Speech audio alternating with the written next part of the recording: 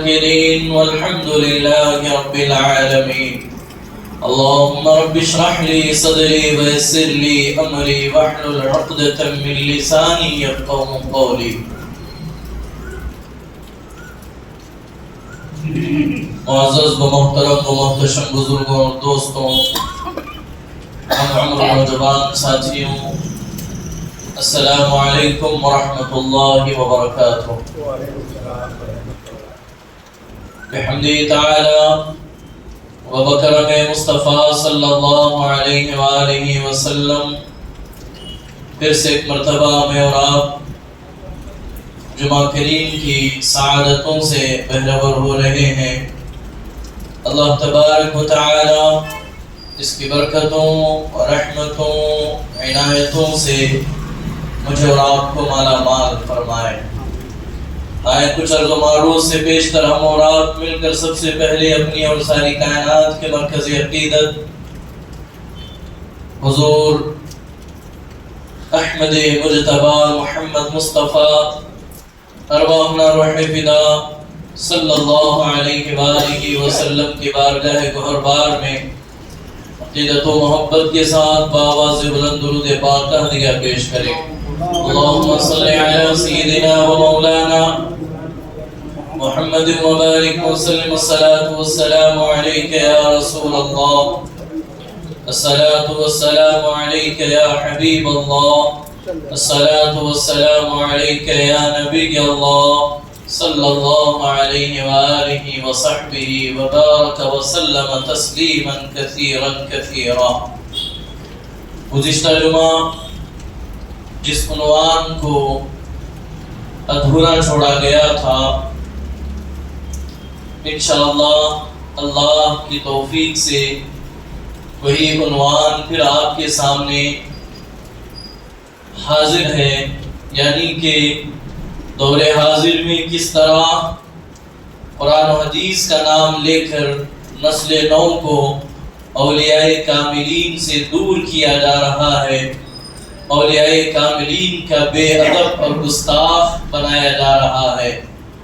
میں اپنے اللہ کے حضور دعا گو ہوں کہ مولا تبارک و تعالی مجھے اس کے متعلق حق بولنے، آپ کو حق سننے اور اس پر عمل کرنے کی توفیق عطا فرمائے.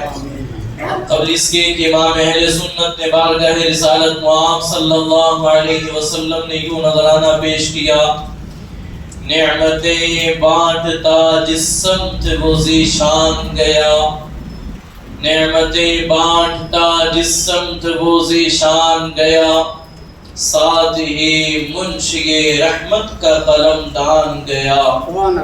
اور یا رسول اللہ لے خبر جلد کے غیروں کی طرف دھیان گیا، لے خبر جلد کے غیروں کی طرف دھیان گیا، میرے مولا میرے آقا تیرے قربان گیا.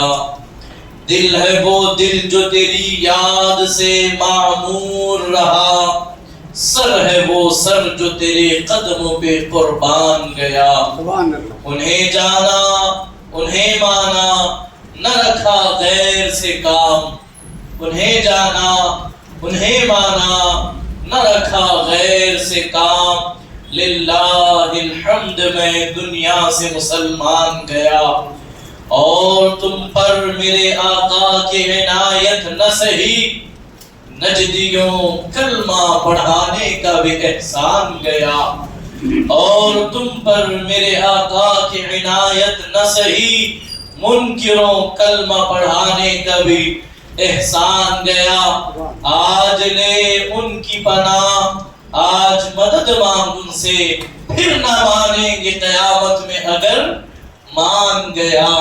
آج لے ان کی پناہ، آج مدد مانگ ان سے، پھر نہ مانیں گے قیامت میں اگر مان گیا. کفر منکر یہ بڑھا جوش تعصب، آخر بھیڑ میں ہاتھ سے کم بخت کے ایمان گیا. بھیڑ میں ہاتھ سے کم بخت کے ایمان گیا. جان و دل ہوش و خرد سب تو مدینہ پہنچے، جان و دل ہوش و خرد سب تو مدینہ پہنچے. تم نہیں چلتے رضا سارا تو سامان گیا، تم نہیں چلتے رضا سارا تو سامان گیا۔ رفیقان محترم، جیسا کہ گزشتہ جمعہ تمہیداً بہت ساری باتیں آپ کی گوش گزار کی گئی تھی اور آپ حضرات اس چیز کو بخوبی محسوس کر رہے ہیں کہ آج کی جو ہماری نئی نسل ہے، آج جو نوجوان جوانی کی دہلیز پر قدم رکھے ہیں، وہ ادب، وہ احترام، وہ تعظیم، وہ بڑوں کا اخلاق جو ہمارے نوجوانوں میں آنا تھا، آج وہ نظر نہیں آتا۔ حالانکہ ہمارے نوجوان ایسا ہرگز نہیں ہے کہ علم سے دور ہو گئے، ایسا بھی ہرگز نہیں انہیں عقل و شعور نہیں ہے، ایسا بھی نہیں کہ انہیں کس کا کیا احترام ہے انہیں معلوم نہیں، ایسا ہرگز نہیں۔ آج نوجوان جانتے ہیں کس کا احترام کیا ہے، کس کا ادب کتنا ہے، کس کے ساتھ کس طرح پیش آنا چاہیے، لیکن آج قرآن اور حدیث کے نام پر نوجوانوں کو اس طرح سے جو ہے ان کے ذہن کو واش کیا گیا، ان کے ذہن کو اس طرح ان کے ذہن کے اندر تغیر اور پیدا کیا گیا کہ آج نوجوان یہ سمجھتا ہے کہ مجھ سے بڑا کوئی نہیں، مجھ سے بہتر کوئی نہیں، مجھ سے اچھا کوئی نہیں، میں جتنا جانتا ہوں اتنا کوئی نہیں جانتا، اس لیے کہ میں ٹیکنالوجی کے زمانے میں ہوں، میں 5G جنریشن کا نوجوان ہوں۔ ہم سے پہلے جو لوگ تھے وہ تو مطلب یوں سمجھ لیں کہ وہ لا علمی میں اپنی انہوں نے زندگی گزار دی، انہوں نے جہالت میں زندگی گزار دی، انہوں نے پہلا ردی میں زندگی گزار دی۔ آج نسل نو ترقی کے نام پر، کامیابی کے نام پر اپنے آپ کو بہت زیادہ جو ہے وہ پڑھا لکھا سمجھ کر کے یہ تصور کرنے لگے ہیں، باضابطہ طور پر انہیں یہ پڑھایا گیا تم کسی کے سامنے جو ہے اپنے سامنے کسی کو بہت زیادہ اس طریقے سے نہ پیش کرنا کہ کوئی تمہارا بڑا بن جائے۔ الیاذ باللہ۔ عزیزان محترم، دور حاضر میں جو سب سے اہم اور جو سب سے اہم معاملہ ہے وہ یہ ہے کہ اس زمانے میں اولیاء کاملین کی ذات پر ہر جہاں جانب سے ہر گمراہ طبقے کے لوگ جو ہیں اولیاء کاملین کی عظمتوں پر حملے کر رہے ہیں، اولیاء کاملین کی شان کو گھٹا رہے ہیں، حالانکہ اللہ تبارک و تعالی جسے بڑھا دے انہیں کوئی گھٹا نہیں سکتا، اللہ جسے گھٹا دے اسے کوئی بڑھا نہیں سکتا۔ لیکن میرے آپ کے ایمان کا یہ تقاضا ہے جب کوئی اولیاء کاملین کی شان میں بے ادبی کرے، ان کے شان میں گستاخیاں بکے، تو ہماری اور آپ کی ذمہ داری بنتی ہے کہ ہم ان کو دندان شکن جواب دیں، نسل نو کو اولیاء کاملین کا گستاخ کسی صورت بننے نہ دیں، ان نوجوانوں کی اصلاح کریں اور انہیں یہ بتائیں اے نوجوان، ہم تک دین جو اتنی مشقتوں کے بعد، اتنی تکلیفوں کے بعد، اتنی آزمائشوں کے بعد جو پہنچا ہے، یہ وہی اولیاء کاملین ہے جنہوں نے اس دین کو پہنچانے کے لیے اپنا وطن چھوڑا، اپنا گھر چھوڑا، اپنے رشتہ دار چھوڑے، سب کچھ چھوڑ کر کے اللہ کے لیے، الہ کلمت الحق کے لیے وہ لوگ جنگلوں کو اندر جاتے ہیں، تو جنگلوں کے اندر بستی بھی نظر آتی ہے جہاں ایمان کا نور نہیں پہنچا،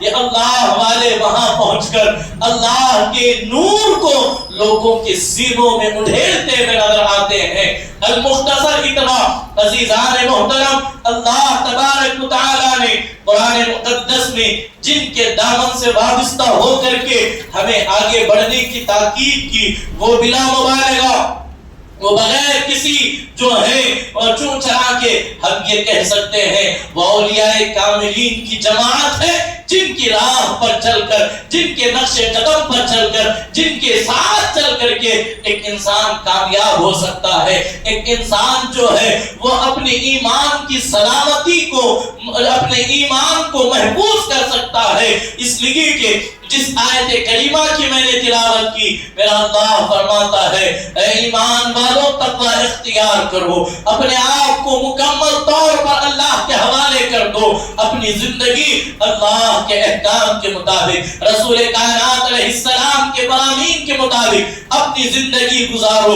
دو چیزیں کہنے کے بعد اللہ فرما رہا ہے جب تم تقوی اختیار کر لو، جب تم اللہ سے ڈرنے لگو، جب تم ایمان لے آؤ، تو میرا اللہ فرماتا ہے سچوں کے ساتھ ہو جاؤ، اولیاء کے دامن سے وابستہ ہو جاؤ۔ یہاں اس آیت کریمہ پر تھوڑا سا غور کرنے کی ضرورت ہے۔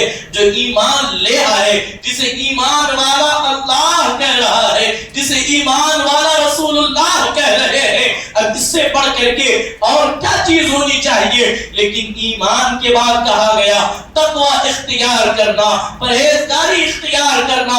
اب ظاہر سی بات ہے جو ایمان والا ہے اور جو تقوی اختیار کر چکا، اس کی راتیں تو مسلح پر کٹ رہی ہے، اس کی وہ اپنی نگاہوں کی حفاظت کر رہا ہے، وہ اپنے بولنے سے پہلے توڑ رہا ہے، وہ جہاں جس سمت بھی قدم اٹھاتا ہے اس کا ایمان، اس کا تقوی اس بات کا تقاضا کرتا ہے کہ تیرا کوئی قدم اللہ کی مرضی کے خلاف نہیں اٹھنا چاہیے، تیری کوئی گفتگو، تیرا کوئی فعل، تیری کوئی حرکت اللہ اس کے رسول کے احکام کے خلاف نہیں ہونا چاہیے۔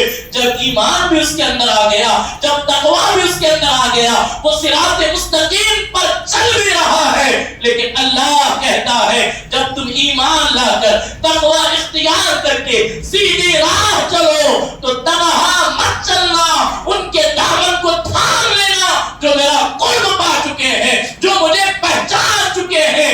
وجہ یہ ہے یہ وہ راہ ہے، اس راہ پر شیطان کھڑا ہے، اس راہ پر نہ جانے کتنے انسان نما بھیڑیے موجود ہیں جو ہمارے ایمان کو اچکنے کے لیے بیٹھے ہیں، جو ایمان کا بیڑا غرق کرنے کے لیے کبھی اللہ کی شان میں بے ادبی کر کے، کبھی رسول اللہ کی شان میں گستاخیاں کر کے، کبھی اسلام کی چیزوں پر گفتگو کرتے ہوئے، نہ جانے وہ کوئی شیطان مولوی کی شکل میں بھی آ سکتا ہے، وہ آ کر کے تمہارا ایمان نہ اچک لے، اس سے پہلے تم اولیاء کے دامن سے وابستہ ہو جاؤ، اہل علم کے دامن سے وابستہ ہو جاؤ، تاکہ ان کی صحبت، ان کے ساتھ رہنا تمہارے ایمان کی ضمانت بن سکے، تمہارے ایمان کی حفاظت ہو سکے۔ اللہ اکبر۔ رفیقان محترم، خطبہ مسنونہ میں نے جس حدیث قدسی کا میں نے تلاوت کی، میرا اللہ فرماتا ہے من عاد لی ولیا فقد اذنتہ للحرب فقد آذنتہ بالحرب۔ اللہ تبارک و تعالی حدیث قدسی ہے، خود فرماتا ہے کہ میں دو چیزوں کے خلاف اعلان جنگ کرتا ہوں، میں دو چیزوں کے حوالے سے، دو گناہ ایسے ہیں جس کے خلاف میں خود اعلان جنگ کرتا ہوں۔ اللہ اکبر۔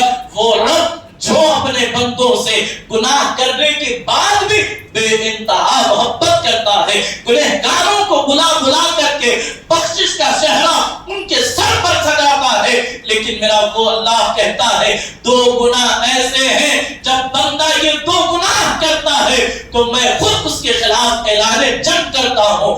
اللہ اکبر۔ پہلی چیز یہ ہے کہ جو سود کو فروغ دے گا میں اس کے ساتھ اعلان جنگ کرتا ہوں، جو میرے اولیاء کے ساتھ دشمنی کرے گا میں اس کے ساتھ اعلان جنگ کرتا ہوں۔ اب مجھے بتائیں آسمان کے نیچے، زمین کے اوپر، دریاؤں کے اندر، جنگلوں بیابان میں کون آپ کی مدد کے لیے آ سکتا ہے جب آپ کے مقابلے میں اللہ خود اعلان کر رہا ہے جو میرے اولیاء کے ساتھ دشمنی کریں گے میں خود ان کے ساتھ اعلان جنگ کرتا ہوں۔ بتائے یہ ساری چیزیں اللہ کی تخلیق ہے۔ جب اللہ کی تخلیق کرتا چیزیں، جب اللہ خود کسی کے ساتھ اعلان جنگ کرتا ہے کوئی اس کے مقابلے میں مدد کے لیے نہیں آ سکتا۔ آئے تاریخ کے اوراق کو پڑھتے ہیں۔ اللہ اکبر۔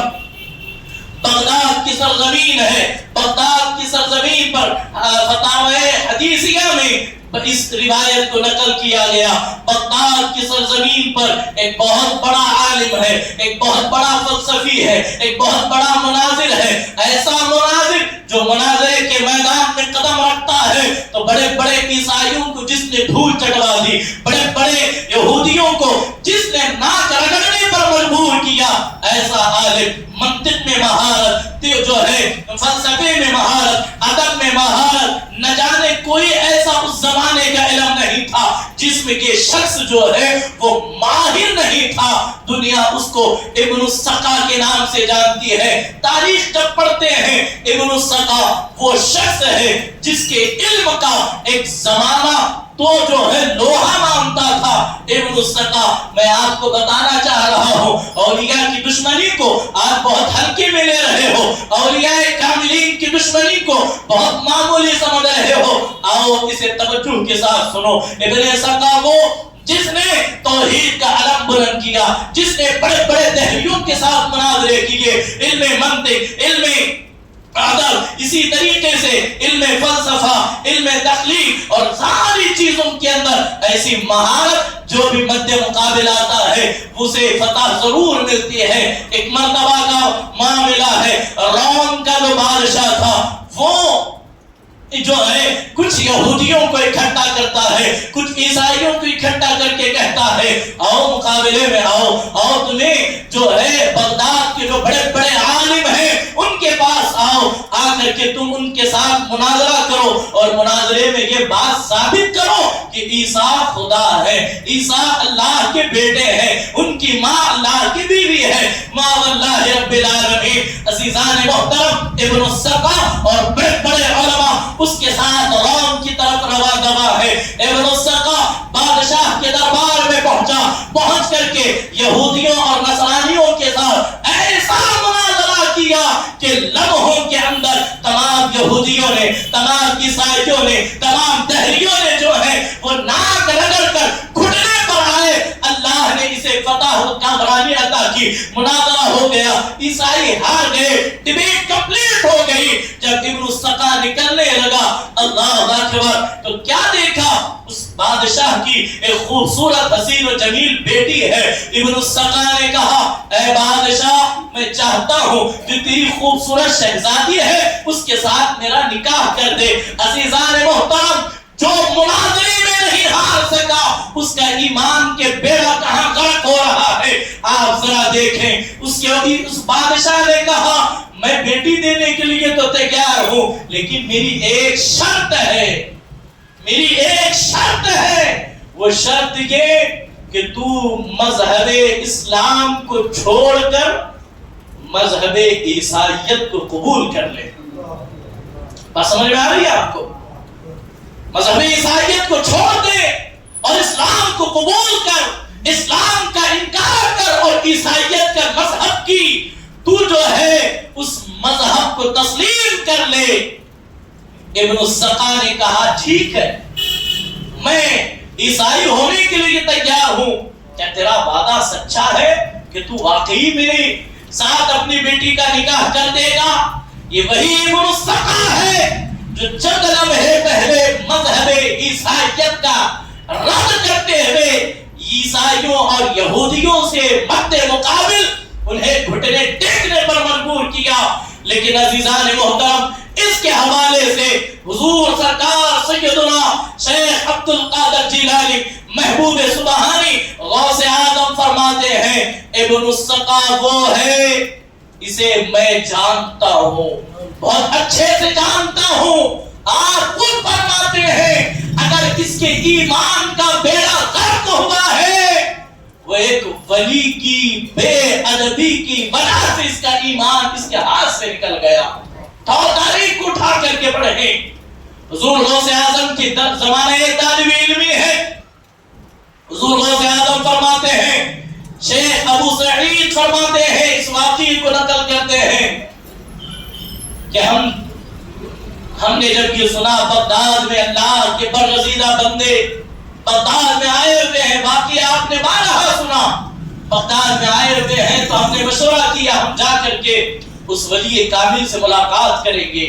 ابن السقا وہی ہے جس نے یہ ذہن میں ارادہ کیا تھا میں اس ولی سے ایسا سوال کروں گا کہ وہ جواب نہ دے سکے گا۔ تاریخ گواہ ہے جب ابن السقا وہاں اس ولی کی محفل میں پہنچا ہے، یہ قصہ کہانی نہیں ہے، اس واقعے کو اتنی تبادل کے ساتھ بیان کیا گیا اور اس کے ایمان کے غضب ہونے کی، ایمان کے لٹنے کی جو علامت بیان کی گئی وہ ولی کی دشمنی قرار پائی۔ اللہ اکبر۔ ابن السقا جا کر کے اس ولی کی بارگاہ میں بیٹھا ہے۔ ابن السقا سوال کیا کرتا؟ اس ولی نے جلال میں آ کر کے کہا او ابن السقا تو اس ارادے سے آیا تھا مجھ سے ایسا سوال کرے گا کہ میں جواب نہ دے سکوں گا؟ سنے جو اللہ کو پہچان لیتے ہیں وہ کائنات کے ہر شے کو جان جاتے ہیں، جو اللہ کی جسے معرفت حاصل ہوتی ہے وہ دلوں کو پڑھ لیتے ہیں، وہ دلوں کو پرکھ لیتے ہیں۔ انہوں نے کہا تیرا سوال یہ ہے اور اس کا جواب یہ ہے، یہ اولیاء کاملین ہیں، ان کی معرفت کا عالم یہ ہے جو ان سے سوال کرنے آیا، ابھی سوال بھی نہیں کیا، دل پر نظر پڑی تو راز کھلا اور کہا تیرا سوال یہ ہے، تو کیا سوال کرے گا؟ سن تیرا سوال یہ ہے اور جواب یہ ہے۔ جب یہ کہا تو اس ولی کی زبان سے نکلا تو نے بڑی بے ادبی کی، تاریخ گواہ رہے گی، جب تو مرے گا تو عیسائی ہو کر کے مرے گا، جب تو مرے گا تو عیسائی ہو کر کے مرے گا۔ ذرا تصور کریں، ذرا اپنے ایمان کا جائزہ لیں، ہم اپنے ایمان کی فکر کریں، ہم اپنی نسل نو کی ایمان کی فکر کریں۔ آج ہر ایرا بیرا نتو خیرہ اٹھ کر کے سوشل میڈیا پر اگر بھونکنے لگے اولیاء کوئی شے نہیں ہے، بابے تو کوئی شے نہیں ہے، فلاں تو کوئی چیز نہیں، یاد رکھیں اولیاء وہ ہے کہ اللہ اکبر وہ ایک لمحے میں بندے کو زمین سے اٹھا کر اللہ کا قرب عطا کروا دیتے ہیں، اور ان کی دشمنی، ان کی بغاوت، ان سے حسد، ان سے نفرت یہ اللہ کے عذاب کو چیلنج کرنے کے مترادف ہے۔ آپ کیا سمجھتے ہیں؟ ہم کیا کس گمان میں ہیں آج کے نوجوان؟ جو ہمارے اپنے بڑے ہیں انہیں چاہیے کہ وہ اپنے نسل نو کو سمجھائیں، وہ جس طرح سمجھتے ہیں انہیں اس طرح سمجھائیں، انہیں اولیاء سے جوڑیں، اولیاء سے انہیں جوڑیں، ان کا باادب بنائیں۔ آپ دیکھیں تاریخ اٹھا کر کے پڑھیں، کتابیں پڑھنے والے ہزاروں آئے، کتابیں لکھنے والے ہزاروں آئے، لیکن ان کا نام و نشان ختم ہو گیا۔ جنہوں نے اللہ کا دین، اللہ کی حکمتیں سینہ بسینہ پہنچائی، آج بھی ان کا نام موجود ہے۔ تاریخ میں آپ پڑھیں، مولانا جلال الدین رومی ہے، ابھی ان کی ملاقات شاہ شمس تبریز سے نہیں ہوئی، ابھی یہ مولا روم نہیں ہوئے ہیں۔ مولانا جلال الدین رومی اولیاء کی سرزمین پر ساحل سمندر کے پاس آپ کے مکتب ہے، توجہ فرمائیے، کتابیں کیا ہے، اولیاء کیا ہے، کتابیں کہاں تک لے جاتی ہے اور اولیاء کاملین کی معرفت انسان کو کہاں تک لے جاتی ہے۔ اگر آپ سمجھ گئے تو یقیناً آپ اولیاء کے دامن سے دوبارہ وابستہ ہو جائیں گے، اگر ہے تو رشتہ اور مضبوط ہو جائے گا۔ مولانا جلال الدین رومی اپنی درسگاہ میں بیٹھ کر کے طلبہ کو پڑھا رہے ہیں، اور کیسے پڑھا رہے ہیں کہ کسی مسئلے کو نکالتے ہیں تو اتنی باریکی کے ساتھ، اتنی گہرائی کے ساتھ، اتنی بینائی کے ساتھ اس مسئلے کی ساخت و سیاق پر گفتگو کر رہے ہیں جیسے کہا جاتا ہے کہ باریک مسئلے کو لے کر کے بال کی کھال ادھیڑنا جسے کہتے ہیں، اتنی باریکی کے ساتھ کسی مسئلے پر گفتگو ہو رہی ہے، فلاں یہ کہتے ہیں، فلاں یہ کہتے ہیں، فلاں یہ کہتے ہیں، فلاں یہ کہتے ہیں، اور اصول کے رہا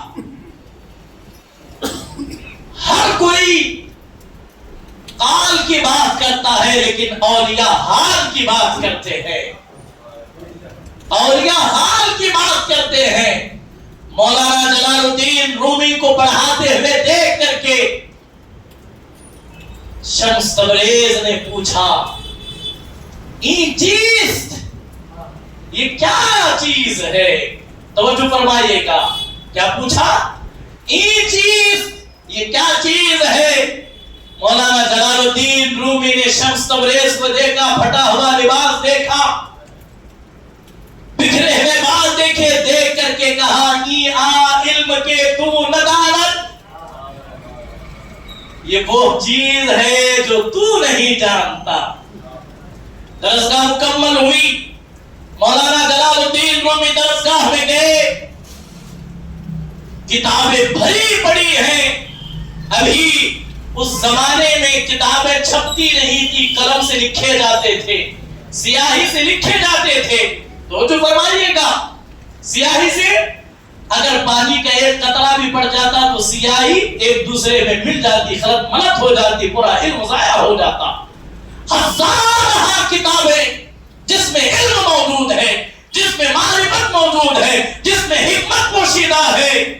شمس تبریز نے جب یہ سنا ای آ علم کے تو ندامت، شمس تبریز نے دیکھا جب مولانا جلال الدین رومی گئے، ساری کتابیں اٹھائی، سامنے ایک تالاب تھا، ساری کتابوں کو لے جا کر تالاب میں ڈال دیا، ساری کتابوں کو لے جا کر تالاب میں ڈال دیا۔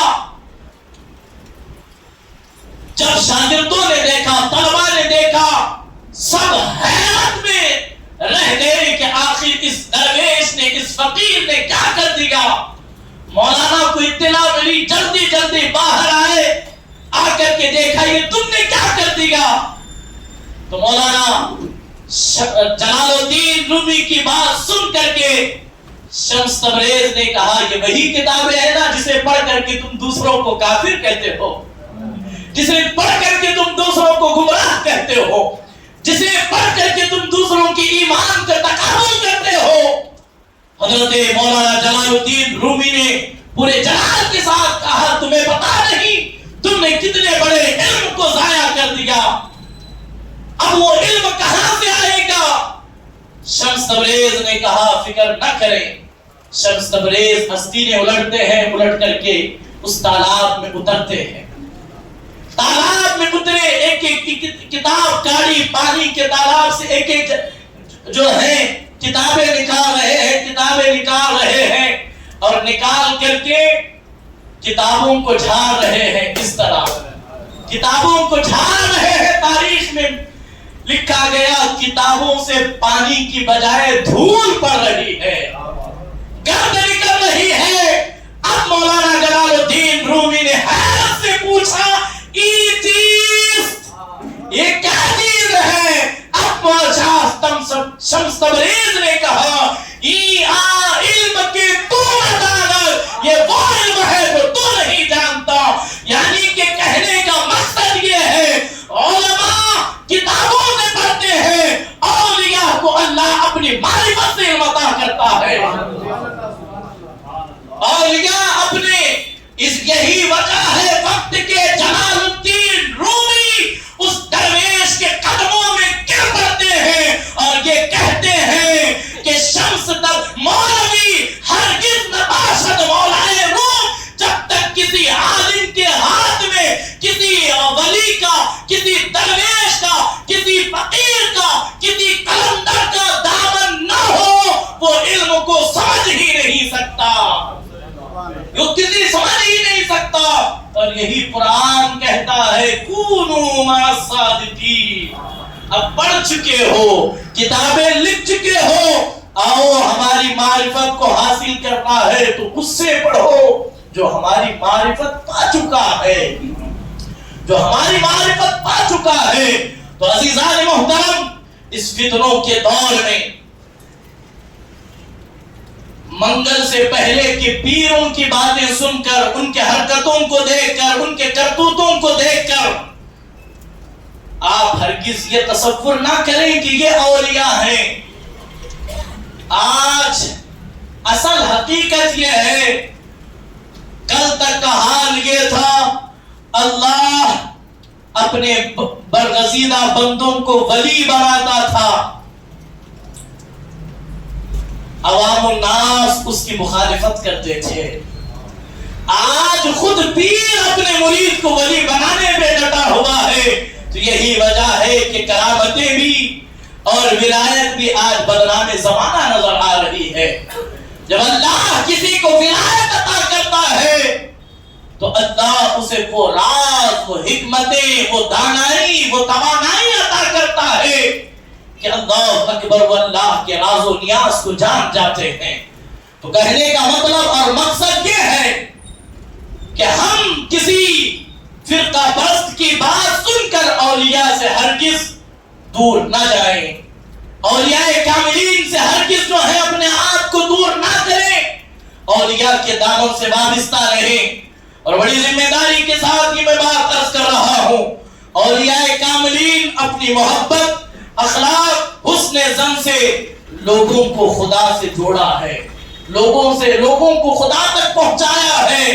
اور اگر وہ بھی آج دور حاضر کی طرح بحث و مباحثے میں پڑ جاتے، ایک دوسرے پر تنقید کرنے میں لگ جاتے، تو شاید دین اتنے بحسن خوبی جو آج نظر آ رہا ہے وہ نظر نہ آتا۔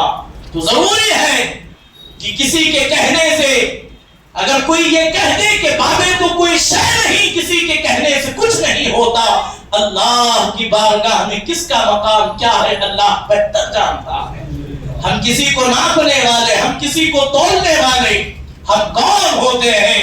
بخاری شریف اور صحیح مسلم کی حدیث ہے، اللہ کے رسول صلی اللہ علیہ وآلہ وسلم ارشاد فرماتے ہیں، میری امت پر ایک زمانہ ایسا آئے گا کہ لوگ دین کا لبادہ اوڑھ کر، دین کا لباس پہن کر، دین کے نام پر لوگوں کو قرآن و حدیث سکھائیں گے، لیکن وہ قرآن و حدیث کے نام پر ان کو جہنم کے دروازے تک لے چلے جائیں گے۔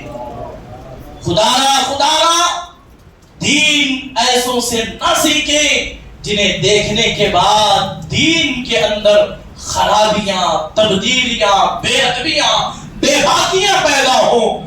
دین آئے، اپنے بڑوں کو دیکھیں، اگر وہ شریعت کے کسی مسئلے میں کبھی بیشی کرتے ہیں تو اس میں ہرگز ہم ان کی مطابقت نہیں کریں گے، جو چیزیں اصل ہیں ہم ضرور ان کی اپنے اندر لائیں گے، بے ادبی کو چھوڑیں گے، اولیاء کاملین کے دامن سے وابستہ رہیں گے۔ ہمارا مذہب ادب ہے، ہمارا مسلک ادب ہے، ہمارا دین ادب ہے، ہمارا مذہب مہذب ہے۔ جب تک ہم اس کی صحیح طور پر اس سے ہم جڑے رہیں گے، خدا کی قسم ہم کامیاب ہوں گے، ہم کامران ہوں گے۔ ہمیں انٹرنیٹ کے سہارا لینے کی ضرورت نہیں پیش آئے گی۔ آئیں، مساجد آپ کے لیے کھلی ہے، مدارس آپ کے لیے، درسگاہیں آپ کے لیے ہیں۔ آئیں، خود قرآن کو پڑھیں، خود قرآن سے سیکھنے کی کوشش کریں، جو قرآن کے احکامات کو جانتے ہیں ان سے سمجھنے کی کوشش کریں۔ درود پاک پڑھیں، اللہ رب محمد صلی اللہ علیہ وسلم، نحن عباد محمد صلی اللہ علیہ وسلم، الصلاۃ والسلام علیک یا رسول اللہ صلی اللہ علیہ وآلہ وسلم۔ کیا کہا گیا؟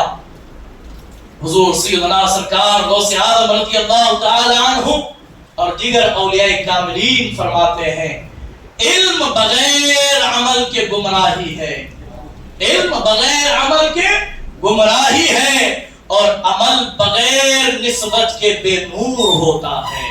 نسبت ضروری ہے، اس لیے کہ ہمیشہ نسبت سے شے ممتاز ہوا کرتی ہے، نسبت سے شے ممتاز ہوا کرتی ہے۔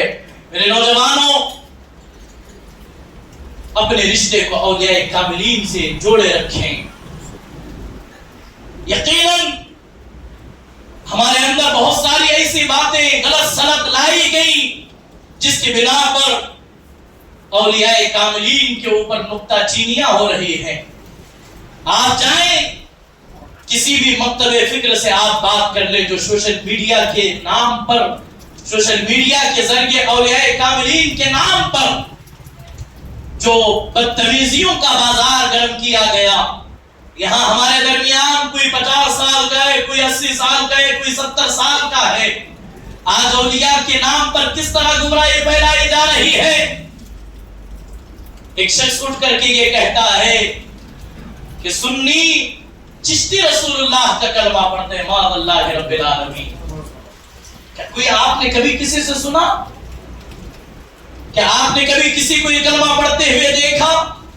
اگر دیکھا ہو تو آپ اسے لے آئیں, پھر ہم آپ کی غلامی کے لیے تیار ہیں. کوئی کہتا ہے کہ اشرف علی رسول اللہ اور چشتی رسول اللہ کا نام لے کر دونوں مکاتب کے نوجوانوں کو اس طرح گمراہ کر دیا گیا. آج نوجوان بھٹکتے ہوئے نظر آ رہے. یہی حدیث پاک ہماری رہنمائی کر رہی ہے کہ وہ لوگ جو باتیں تمہیں سنا رہے ہیں, نہ تمہارے باپ نے سنی, نہ تمہارے دادا نے سنی, نہ تم نے آج تک کبھی نہیں سنی.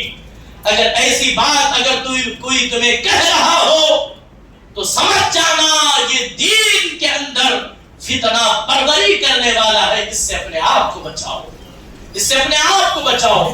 اور نماز کا ایک ایسا معاملہ, ایسا معاملہ بنا ہوا ہے, نوجوان سمجھتے ہیں کہ ہم جو نماز پڑھتے ہیں وہ نماز کامل نہیں ہے, وہ نماز اکمل نہیں ہے, وہ نماز درست نہیں ہے. اے میرے عزیز نوجوانوں, تنقید کرنا واللہ مقصد نہیں ہے. ہم سب کی اصلاح ہونی چاہیے.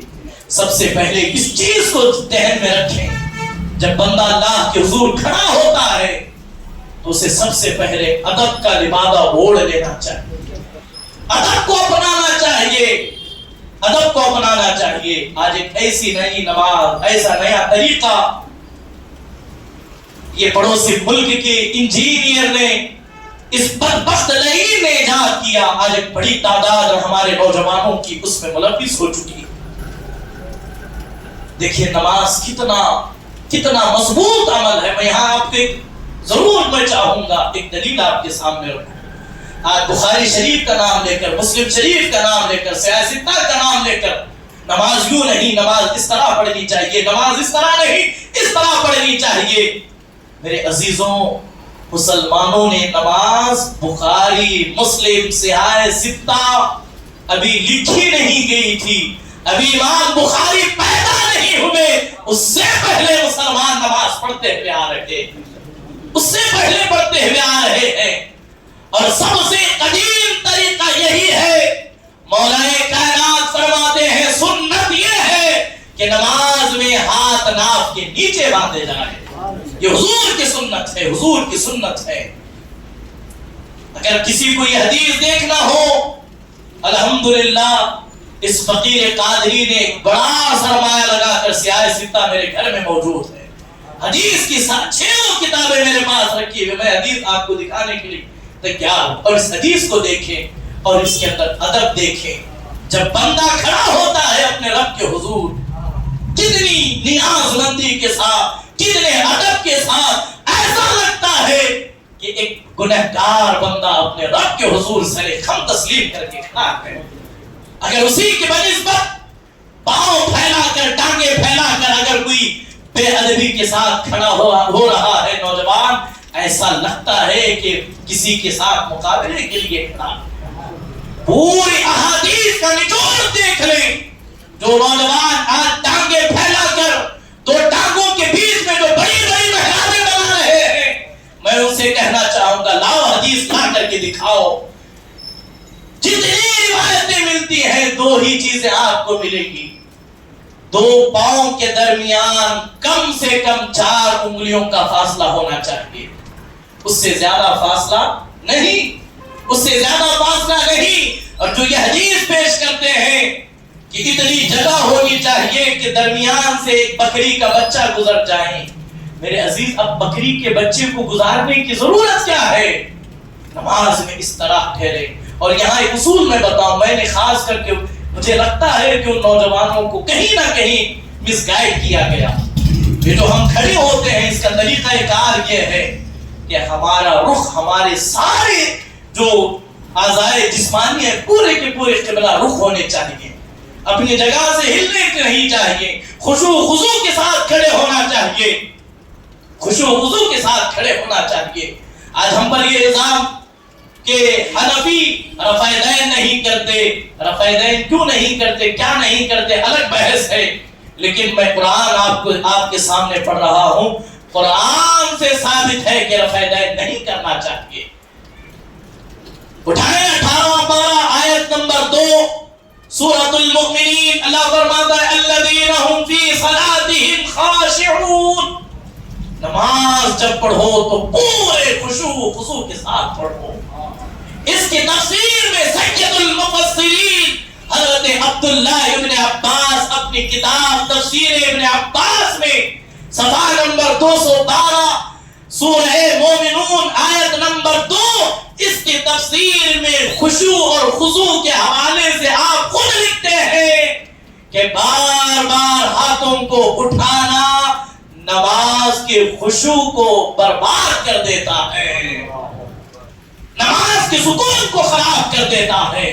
عبداللہ ابن مسعود، حضرت جابر ابن وائلہ اور کئی احادیث ہمیں بخاری مسلم اور کئی کتب احادیث میں ملتی ہے جس میں صراحت کے ساتھ جتنی حدیثیں رفع دین پر ہاتھ دے کر کے کہتے ہیں کہ رفع دین کے بغیر نماز کیسے درست ہے، کہ اتنی بڑی سنت چھوڑ رہے ہیں.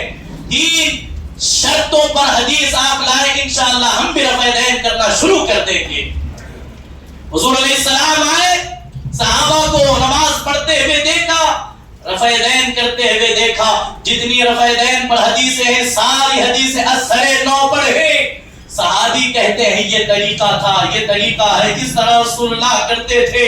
لیکن جو حدیث پر عمل کرتے ہیں وہ حدیث قال رسول اللہ صلی اللہ علیہ وسلم، خود حضور سامنے سے فرما رہے ہیں میں تمہیں دیکھتا ہوں تم شریر گھوڑوں کی دموں کی طرح اپنے ہاتھوں کو اٹھا رہے ہو. ہرگز ایسا نہ کرو. نماز کے اسکنوا فی الصلاۃ، نماز کو کے اندر سکون قائم کرو، اختیار کرو. اس حدیث سے امام اعظم ابو حنیفہ رحمہ اللہ نے یہ نتیجہ اخذ کیا کہ رفع دین نماز میں درست نہیں ہے. تو المختصر اتنا وقت کافی ہو چکا ہے. میرے عزیز نوجوانوں، آؤ ہم کبھی مل بیٹھتے ہیں، ہم اس پر کبھی تھوڑا سا جائزہ لیتے ہیں. یقیناً ہم چاہتے ہیں کہ ہم آپ کی اصلاح کریں، ہم آپ کی اصلاح کریں، تنقید ہرگز نہیں. لیکن ہم چاہتے ہیں کہ ہم سب مل کر کندھے سے کندھا لگا کر کے ہم اپنے آنے والی زندگی کو لے کر کے چلیں. کسی گمراہ کی گمراہی میں ہرگز ہم نہ آئیں. اس لیے کہ اگر آپ یہ کہیں کہ سعودی میں ہوتا ہے آپ کی یہاں کیوں نہیں ہوتا، بعض جو ہے یہ دعویٰ کرتے ہیں کہ ائمہ عرب سعودی کے علماء کرتے ہیں، تو میں اسے کہوں گا اے میرے عزیز، اگر علماء عرب رفع دین کرتے ہیں تو خود حدیث پڑھ کر کے نہیں بلکہ امام احمد ابن حنبل کی تقلید کرتے ہوئے وہ رفع دین کر رہے ہیں. اگر یہی بات ہے تو ائمہ حرم 8 رکعت کے نہیں بلکہ 20 رکعت تراویح کے قائل ہیں. آپ مسجد حرم میں چلے جائیں، وہاں پر 3 طلاقیں 3 ہیں، 1 نہیں ہے. آپ ائمہ عرب سے پوچھ لیں، وہاں وتر کی نماز 3 ہے، 1 نہیں ہے. اگر وہ کر رہے ہیں تو وہ امام احمد ابن حنبل کی مقلد ہو کر آپ حدیث پڑھ کر کے یہ کہیں ہمیں کسی امام کی ضرورت نہیں، یقیناً گمراہی آپ کا مقدر ہوگی. یقیناً ان ساری چیزوں کو لے کر آپ اولیاء کاملین کے نام سے آپ جو ہیں ان کے نام سے آپ جو ہے دور ہوتے ہوئے چلے جائیں گے. اور یہاں اخیر میں ایک بات ضروری سمجھتا ہوں، غنیت الطالبین جو حضرت سیدنا غوث اعظم کی طرف منسوب ہے، جو یہ کہتے ہیں کہ غوث اعظم بھی رفع دین کرتے تھے، سب سے پہلی چیز یہ ہے علماء نے جب تحقیق کی تو یہ بات سامنے آئی، غنیت الطالبین جس پر شیخ عبد القادر جیلانی لکھا ہوا ہے، یہ کتاب حضور غوث اعظم کی نہیں ہے.